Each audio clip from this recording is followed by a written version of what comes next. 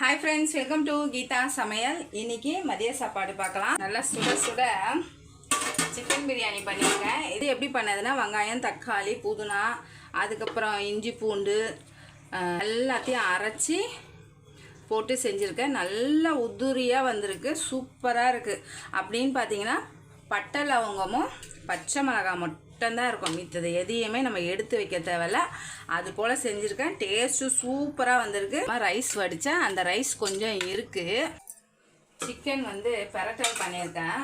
பிரியாணிக்கு நம்ம அரைச்சி ஊற்றணும்ல, அந்த கிரேவியை கொஞ்சம் எடுத்து ஊற்றி பண்ணியிருக்கேன். என்னென்னா, ஒரே ஒரு வெங்காயம் மட்டும் நல்லா வதக்கிட்டு அந்த கிரேவிலேயே சூப்பராக பண்ணியாச்சு.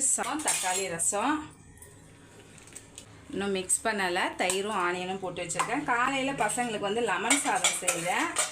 அந்த சாதமும் கொஞ்சம் இருக்குது. உருளைக்கிழங்கு வறுவல்